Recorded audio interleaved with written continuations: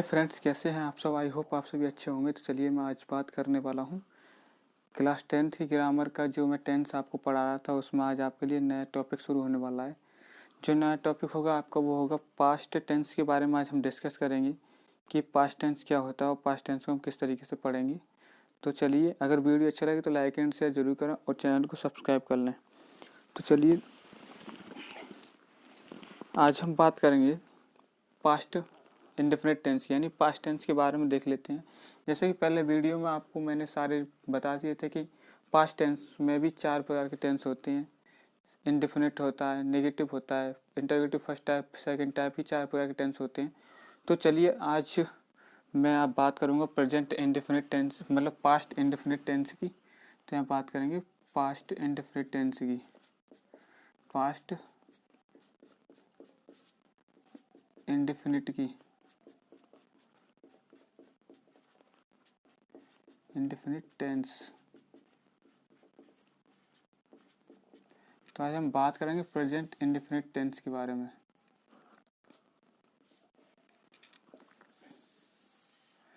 तो इसको शुरू करने से पहले मैं एक बात ही कहूँगा, अगर वीडियो अच्छा लगे तो लाइक एंड शेयर जरूर करते हैं और चैनल को सब्सक्राइब कर लें। हम इसी तरीके से सीरीज चलाते जाएंगे और डायरेक्ट इनडायरेक्ट है एक्टिव पैसिव है, आपको एग्जाम से पहले सारे कंप्लीट करा दिए जाएंगे। तो चलिए हम बात करते हैं इसकी पहचान किस तरीके से करेंगे। तो यहाँ पर हम लिख लेते हैं पहचान। यहाँ पर जैसा कि मैं डाल लेता हूँ पहचान। हम पहचान किस तरीके से करेंगे, पहचान इसके बारे में क्या देखेंगे कि इस टेंस के हिंदी वाक्य के मुख्य क्रिया के अंत में था है, थी है, थे हैं या आ है, ई है, आ है, ई है अथवा जे था, थी, थे मैंने बता ही दिया। इतने आदि शब्द आते हैं मुख्य क्रिया के अंत में। तो इस टेंस को हम पास्ट इंडेफिनिट टेंस के नाम से जानते हैं। तो चलिए लिख लेते हैं कि इस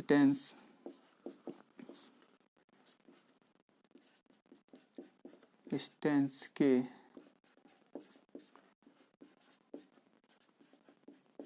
हिंदी वाक्यों की मुख्य क्रिया के अंत में आ है, ई है या है या अथवा था, थी, थे आदि शब्द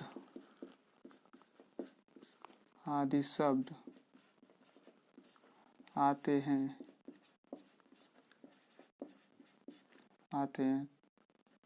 तो उसे हम पास्ट इंडेफिनिट टेंस के नाम से जानते हैं। तो चलिए हम इसके रूल्स के बारे में पढ़ लेते हैं कि क्या क्या रूल इसमें रहने वाले हैं। तो रूल हम देखेंगे।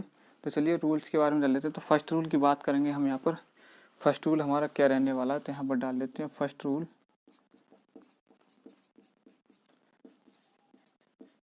यहाँ पर जैसा कि मैंने डाल लिया फर्स्ट रूल हमारा क्या रहने वाला है। तो फर्स्ट रूल के बारे में बात करेंगे, कर्ता एक वचन हो या बहुवचन हो। यहाँ पर क्या है कि जो पहला रूल है जिसमें सब्जेक्ट या तो सिंगुलर हो या प्लूरल हो, दोनों ही कंडीशन में हम जो वर्ब की फॉर्म का प्रयोग करेंगे, यहाँ पर सिंपल टेंस, सिंपल अफर्मेटिव में हम जो अफर्मेटिव सेंटेंस में जो वर्ब की फॉर्म का उपयोग करेंगे, हम उसमें सेकंड फॉर्म का प्रयोग करेंगे, चाहे हमारा सब्जेक्ट जो है सिंगुलर हो या हमारा सब्जेक्ट जो है प्लूरल हो। दोनों ही कंडीशन में हम यहाँ पर क्या करेंगे कि वर्ब की सेकंड फॉर्म का प्रयोग करेंगे। तो चलिए लिख लेते हैं हिंदी में, कर्ता एक वचन या बहुवचन नाउन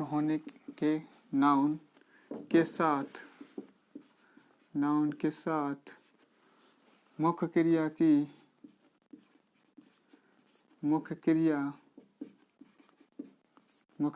की सेकंड फॉर्म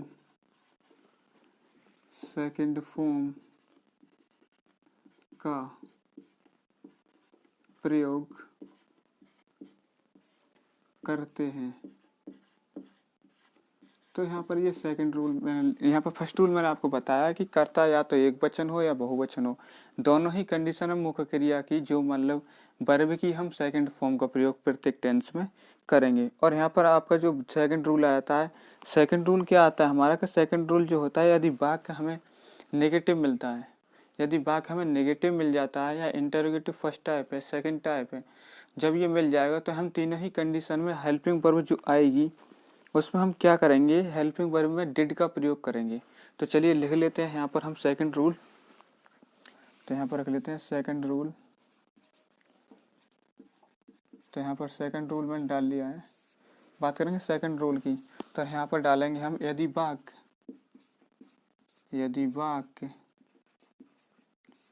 नेगेटिव, यदि वाक्य नेगेटिव पाया जाता है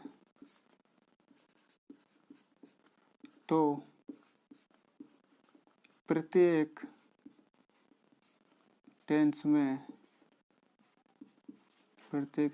में डिड नॉट का प्रयोग हम करेंगे, डिड नॉट का प्रयोग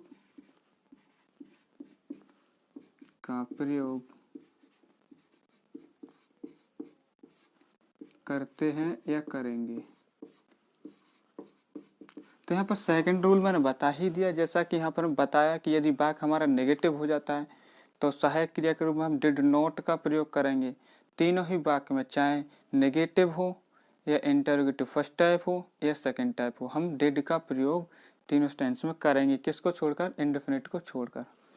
तो चलिए बात करते हैं थर्ड रूल की। थर्ड रूल क्या रहने वाला है, तो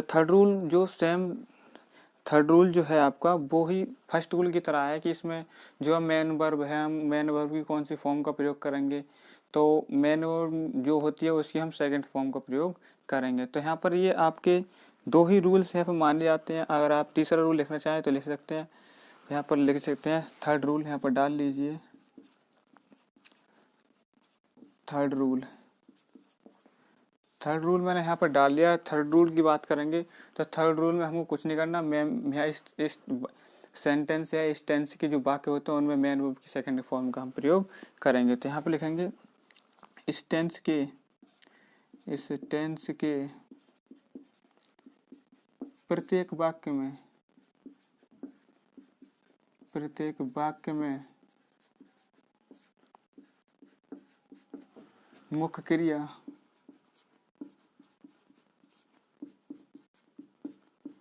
क्रिया की सेकंड फॉर्म का प्रयोग करते हैं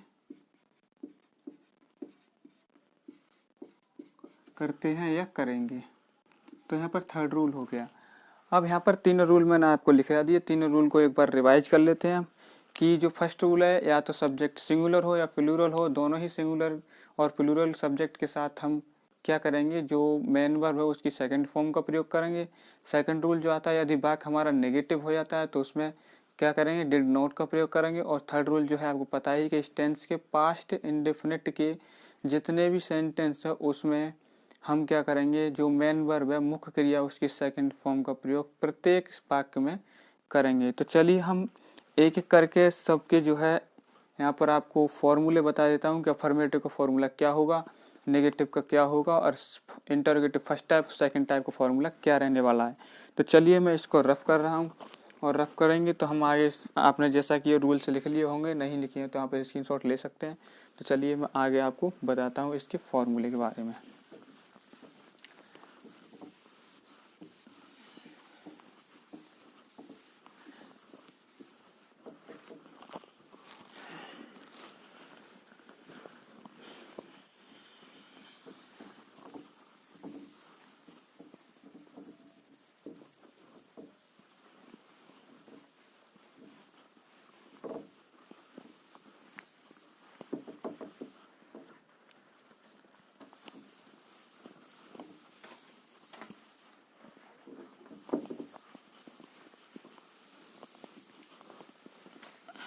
तो चलिए मैंने अब ये रफ कर लिया है, हम बात करेंगे फॉर्मूले के बारे में। तो यहाँ पर मैं पहले डाल लेता हूँ यहाँ पर पास्ट इंडेफिनिट की बात कर रहे हैं तो यहाँ पर पहला जो आएगा आपका वो आएगा अफर्मेटिव का फॉर्मूला। तो अफर्मेटिव का फॉर्मूला हम डालेंगे, अफर्मेटिव का फॉर्मूले में क्या है, अफर्मेटिव का जो फॉर्मूला होगा इसमें कुछ नहीं है। सब्जेक्ट के बाद हमको क्या करना है, बी सेकंड, यानी जो मेन वर्ब हमको तुरंत लेकर आनी है। मेन वर्ब हम तुरंत लेके आएंगे तो मेन वर्ब लेके आएंगे, मेन वर्ब में क्या है सेकंड फॉर्म को प्रयोग कर देंगे, फिर ऑब्जेक्ट आएगा, फिर अदर वर्ड आएगा। तो चलिए लिख लेते हैं फॉर्मूला। यहाँ पर पहले डाल लेते हैं सब्जेक्ट, सब्जेक्ट के बाद तुरंत बी सेकंड लेके आएंगे आपको, जैसा कि मैंने रूल में बताया था। उसके बाद ऑब्जेक्ट को लाना है और उसके बाद में अदर वर्ड को लेके आना है। चलिए ये आपका स्ट्रक्चर हो गया अफर्मेटिव का। अब इसके एक या दो हम सेंटेंस के बारे में देख लेते हैं कि एक या दो सेंटेंस हमारे कौन कौन से एग्जाम्पल के तौर पर हम समझेंगे। तो यहाँ पर मैं एक सेंटेंस ले लेता हूँ, जैसा कि मैं यहाँ पर ले लेता हूँ कि मैंने अपनी प्रतिज्ञा पूरी की। तो यहाँ पर क्या करेंगे, हिंदी में लिख लेते हैं कि मैंने अपनी प्रतिज्ञा पूरी की। तो यहाँ पर ये सेंटेंस हो गया। हम इसको किस तरीके से बनाएंगे, तो यहाँ पर लिखेंगे हम आंसर में, यहाँ पर लिखेंगे हम आंसर में क्या लिखेंगे कि यहाँ पर हम लगाएंगे कि मैंने अपनी प्रतिज्ञा पूरी की। तो यहाँ पर सब्जेक्ट लेकर आएंगे, मैंने की यहाँ आई हो जाएगी, और फुलफिल्ड का जो पूरी है, पूरी यहाँ पर क्या है कि मेन वर्ब है। तो पूरी की, जो पूरी की का मतलब है मैंने अपनी प्रतिज्ञा पूरी की। तो यहाँ पर स्पेलिंग हम क्या लगाएंगे, यहाँ पर वर्ब की सेकंड फॉर्म लानी है। तो फुलफिल का मतलब होता है पूरी, और यहाँ पर सेकंड फॉर्म लेकर आएंगे तो हो जाएगा फुलफिल्ड। यहाँ पर फुलफिल्ड, आपको फुलफिल्ड की स्पेलिंग आपको लिखनी है यहाँ पर। तो फुलफिल्ड की स्पेलिंग है लेके आएंगे हम, तो ये हो जाएगा fulfilled. I fulfilled my promise, यानी मैंने अपनी, माई प्रोमिस। तो यहाँ पर ये आपका ये सेंटेंस बन जाएगा। ये आपका सेंटेंस बन के तैयार हो गया। यहाँ पर फुल स्टॉप लगा देंगे, यहाँ पर ये सेंटेंस बन के तैयार हो गया, मैंने अपनी प्रतिज्ञा पूरी की। तो चलिए एक सेंटेंस और ले लेते हैं कि उसके दो पुत्र युद्ध में काम आए, यानी उसके दो पुत्र युद्ध में काम आए।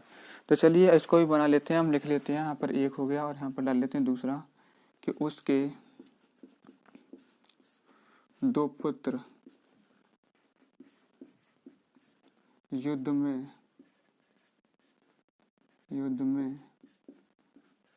काम आए। तो चलिए इसको भी बना लेते हैं, क्या है इसका भी देख लेते हैं हम कि उसके दो पुत्र काम युद्ध में काम आए। तो उसके की स्पेलिंग हम लगाएंगे he lost two sons, he lost two son in the war. तो यहाँ पर लिखेंगे ही, यहाँ पर वर्ब की सेकंड फॉर्म आएंगे लॉस्ट, यहाँ पर लॉस्ट वर्ब की सेकंड फॉर्म होगी, यानी युद्ध में काम आए। He lost two sons in the war. तो यहाँ पर ये आपका सेंटेंस बन गया, यानी उसके दो पुत्र जो थे वो युद्ध में काम में आए।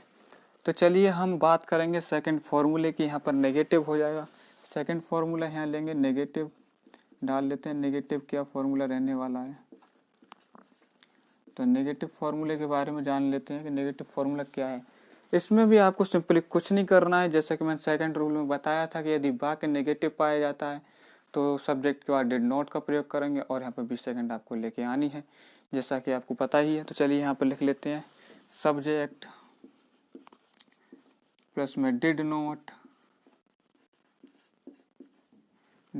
आ गया। डिड नॉट के बाद आपको क्या करना है कि यहाँ पर हम प्लस लगा लेते हैं, नोट अलग कर देते हैं। तो डिड आएगा, फिर नोट आएगा, फिर यहाँ पर हमको क्या करना है 20 सेकंड लेके आनी है। 20 सेकंड आ जाएगी, उसके बाद में अदर वर्ड को लेके आना है, फिर उसके बाद में ऑब्जेक्ट आ गया, उसके बाद में अदर वर्ड को लेके आना है। ये आपका नेगेटिव का फॉर्मूला बन गया। ये नेगेटिव का फॉर्मूला बन गया, subject plus did not plus 20 second plus object plus other word, ये आपका नेगेटिव का फॉर्मूला बन जाता है। तो इसका भी हम एग्जाम्पल ले लेंगे। तो हम एग्जाम्पल यहाँ पर डाल लेते हैं कि क्या एग्जाम्पल है, इसका भी एग्जाम्पल देख लेते हैं। तो यहाँ पर एग्जाम्पल एक की बात करेंगे। यहाँ पर हम एग्जाम्पल देख लेते हैं। उसने मेरे साथ खाना नहीं खाया, ये सेंटेंस है कि उसने मेरे साथ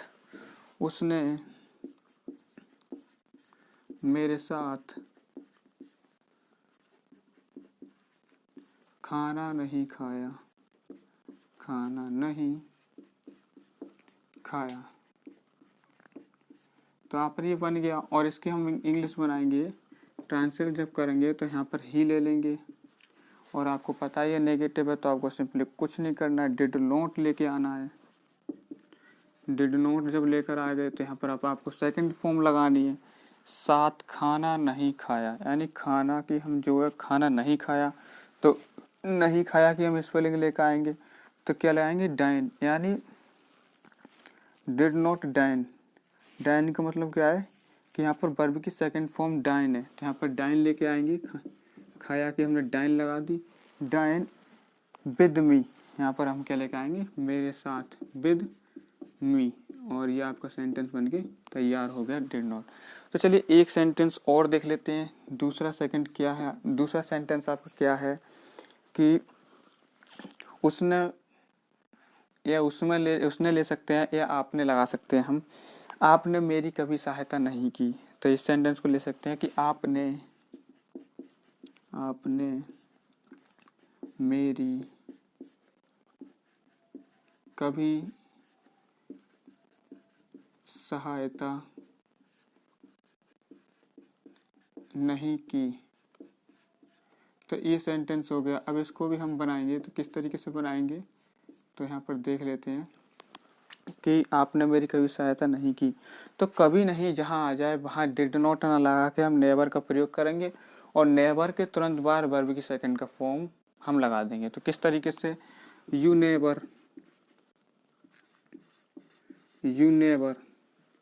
सेकंड फॉर्म लेकर आएंगे, हेल्प हो जाता है, हेल्प की सेकंड फॉर्म हेल्प रहेगी, और मेरी की यहाँ पर हम लगा देंगे मी, हेल्प्ड मी। ये आपका सेकंड सेंटेंस बनकर तैयार हो गया। यू नेवर हेल्प्ड मी, आपने मेरी सहायता कभी नहीं की, या आपने मेरी कभी सहायता नहीं की। तो चलिए यहाँ पर आपके 2 फॉर्मूले कंप्लीट हो गए। हम बढ़ते हैं नेक्स्ट फॉर्मूले की तरफ, जो कि इंटरोगेटिव फर्स्ट टाइप का आएगा। तो यहाँ पर थर्ड डाल लेते हैं हम रूल। जो है फॉर्मूला आएगा आपको वो आएगा इंटरोगेटिव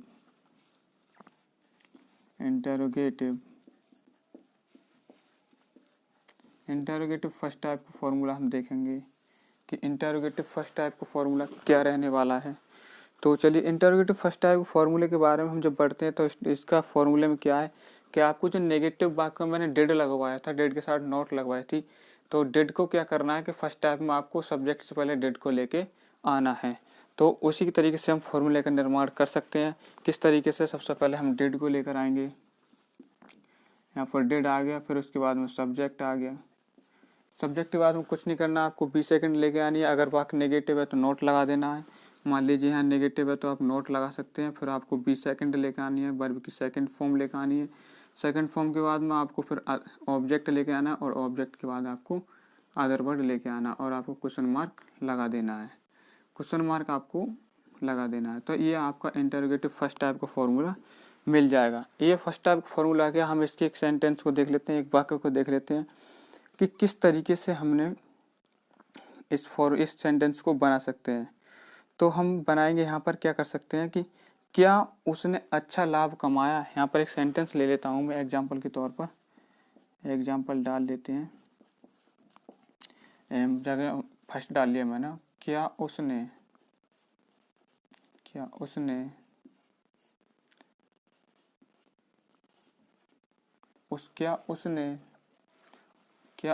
अच्छा लाभ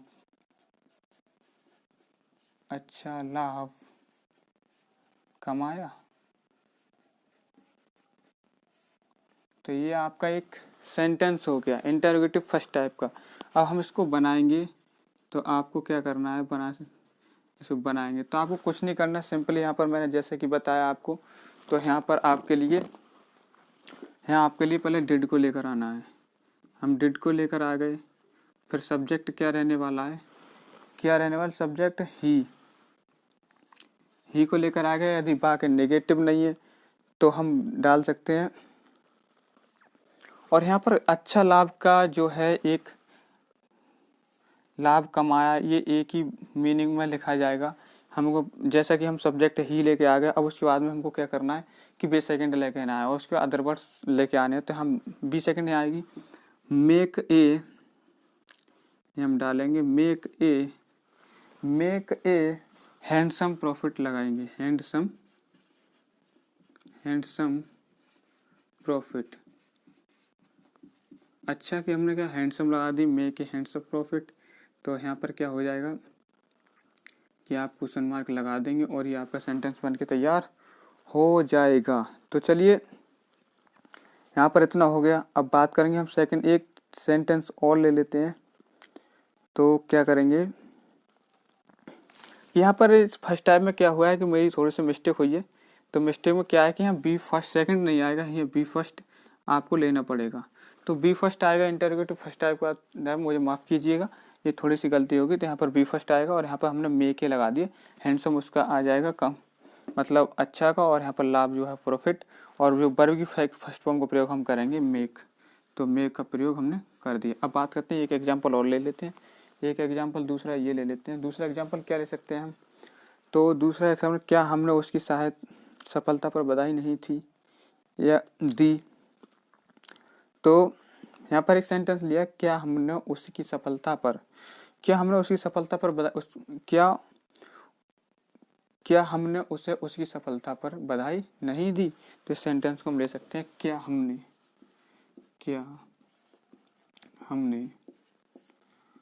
उसकी सफलता पर बधाई नहीं दी।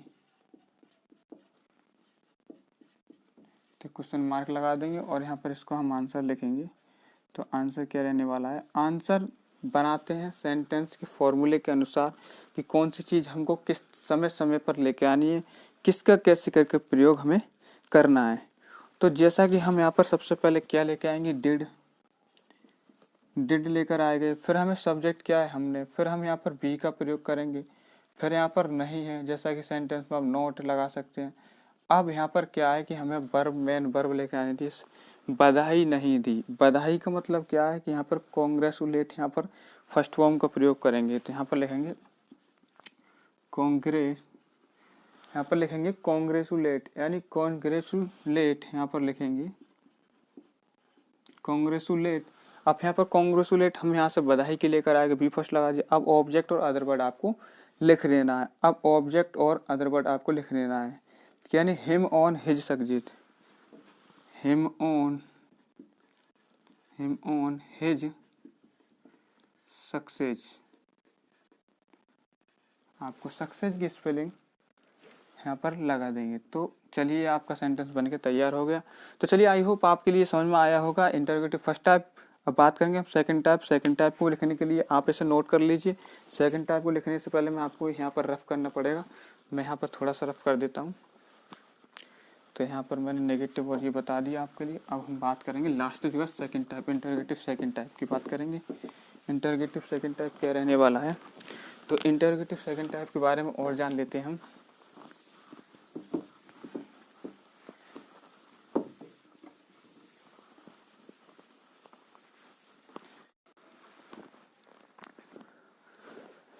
तो चलिए यहाँ पर बात करेंगे हम इंटरोगेटिव सेकंड टाइप की। तो सेकंड टाइप में क्या होता है, जो पास्ट इंडेफिनिट का सेकंड टाइप हो, उसमें टर्म्स कंडीशंस अलग अलग होती हैं। तो जान लेते हैं कौन कौन सी कंडीशन हम यहाँ पर कर सकते हैं। तो चलिए मैं यहाँ पर वैसे आपको फॉर्मूला बता देता हूँ, कुछ कंडीशन बता देता हूँ। अगर जिन वाक्यों में कौन आता है, मान लीजिए किसी वाक्य में कौन आ गया और जिसकी शुरुआत हु से की जाए, उसमें हम क्या करेंगे कि वर्ब की सेकंड फॉर्म का प्रयोग करेंगे। जैसे मान लीजिए किसी वाक्य में कौन आ गया, किसी वाक्य में कौन आ गया, तो इसकी इंग्लिश हो जाती है हु। तो हु के साथ हमें क्या करना है कि हम जो हु के साथ करेंगे वो बी सेकंड का प्रयोग हम करेंगे। आपको इसे विशेष करके इसको याद रख लेना है। और वैसे तो फॉर्मूला होता है। और यहाँ पर बाकी अदर के साथ हम क्या करेंगे, अगर वाक्य नेगेटिव होता है तो उसमें फर्स्ट फॉर्म का प्रयोग करेंगे, और अगर वाक्य हमारा क्या से शुरू होता है तब भी उसमें फर्स्ट फॉर्म का प्रयोग हम करेंगे। लेकिन हु के साथ अगर कोई किसी वाक्य में कौन आता है तो उसमें उस कंडीशन में हम क्या करेंगे कि उस कंडीशन में आप यहाँ पर बी सेकंड का प्रयोग करेंगे। तो यहाँ पर फॉर्मूला में लिख के बता देता हूँ कि यहाँ पर क्वेश्चन वर्ड प्लस में आपको डिड है। डिड के बाद यहाँ पर आपके लिए क्या मिलेगा, यहाँ पर सब्जेक्ट आएगा, और सब्जेक्ट के बाद में यहाँ आप नेगेटिव है तो नोट लगा देंगे। फिर उसके बाद नोट के बाद आपको क्या लिखाना है, बी फर्स्ट लेके आनी है। फिर उसके बाद में आपका ऑब्जेक्ट आएगा, ऑब्जेक्ट के बाद आपको अदर वर्ड लाना है और यहाँ पर क्वेश्चन मार्क हो जाएगा। ये कंडीशन उसके लिए है यदि वाक्य में क्या आता है तो उसके लिए है, बाकी सबके लिए यहाँ पर फर्स्ट फॉर्म आएगी। लेकिन अगर किसी वाक्य में कौन मिल जाता है बीचों बीच में तो वहाँ पर हु के साथ हम 20 सेकंड का प्रयोग करेंगे। तो चलिए मैं यहाँ पर एक एग्जाम्पल ले लेता हूँ, एग्जाम्पल के अनुसार हम इसको सॉल्व करते हैं, किस तरीके से हम देख सकते हैं। तो यहाँ पर मैं एग्जाम लेने की कोशिश करूँगा कि तुमने ये लाल गेंद क्यों खरीदी। तो यहाँ पर ये मैं लिख लेता हूँ कि तुमने यह लाल गेंद क्यों खरीदी। तो यहाँ पर मैंने आप यहाँ पर लिख लिया है, यहाँ पर क्वेश्चन मार्क लगा दिया है और अब हम आपको इसकी इंग्लिश बनाएंगे किस तरीके से हम फॉर्मूले के अनुसार यहाँ पर लिख सकते हैं।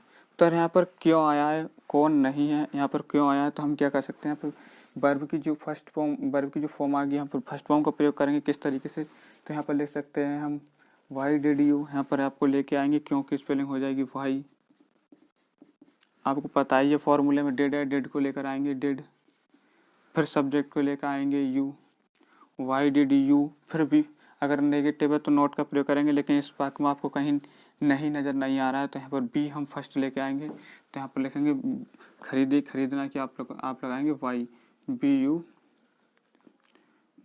वाई, तो बी यू वाई यहाँ पर लिख लेंगे हम वाई, फिर यहाँ पर वाई हो जाएगी। फिर आपको क्या लेकर आना है, ऑब्जेक्ट लेकर आना है, फिर अदर वर्ड लेके आना है।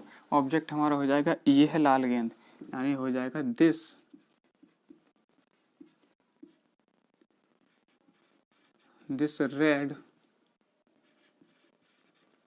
रेड वॉल, VALL, यहाँ पर क्वेश्चन मार्क आपका आ जाएगा। तो यहाँ पर ये सेंटेंस बनेगा why did you why this red wall. ये क्या है, जब क्यों आया तब की बात है। अब एक स्पेशल कंडीशन के रूप में कौन ले लेते हैं, अगर किसी वाक्य में कौन आ जाता है तो उस समय पर हम क्या करेंगे। तो यहाँ पर हम सेंटेंस ले लें कि आपसे मिलने रात को कौन आया था। तो यहाँ पर सेकंड ले लेते हैं हम, तो सेकंड हो जाएगा आपसे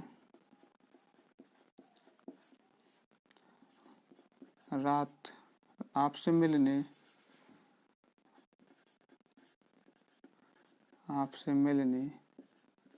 रात कौन आया था। तो यहाँ पर मैंने क्वेश्चन मार्क लगा दिया। अब इसको भी देख लेते हैं हम किस तरीके से बनाएंगे। तो इस सेंटेंस को भी देख लेते हैं हम किस तरीके से बनाएंगे। तो चलिए देख लेते हैं।